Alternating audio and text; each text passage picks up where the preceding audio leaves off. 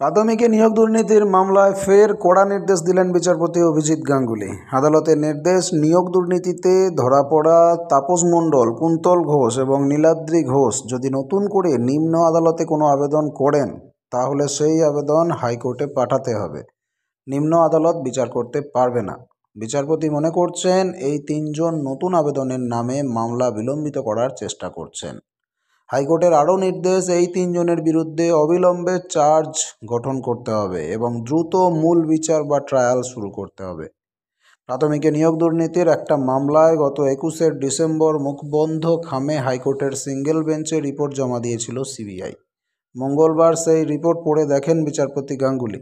CBI জানিয়েছে, গত 18ই মে তাপস, কুন্দল এবং নীলাদ্রির বিরুদ্ধে যে চার্জশিট দিয়ে দেওয়া হয়েছে, কিন্তু চার্জশিটটা গঠন হয়নি, চার্জ গঠন হয়নি।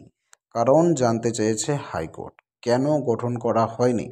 সিবিআইয়ের কৌঁসুলি বিল্লদল ভট্টাচার্য জানিয়েছেন যে গত নভেম্বর এবং ডিসেম্বরে নিম্ন আদালতে এই তিনজনের করা বিভিন্ন আবেদন বিচারাধীন থাকায় চার্জ গঠন করা যায়নি।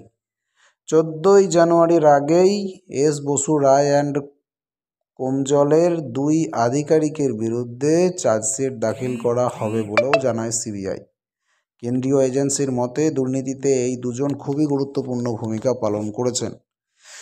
সেইখানে যে প্রাথমিকের দুর্নীতি হয়েছে, বিচারপতি গাঙ্গুলি বলছেন দ্রুতই বিচার শুরু করতে হবে এবং নিম্ন আদালতে এরা যদি কোনো আবেদন করে থাকে সেটাকে হাইকোর্টে পাঠাতে হবে। এর বিচার নিম্ন আদালত করতে পারবে না।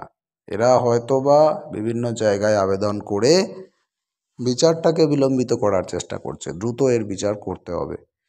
বিচারপতি গাঙ্গুলির এটাই পর্যবেক্ষণ। দর্শক, আপনি কি বলবেন এটা নিয়ে? আপনার মতামত কমেন্ট করে জানান। পরবর্তী আপডেট পেতে চোখ রাখুন স্মার্ট দুনিয়ায়।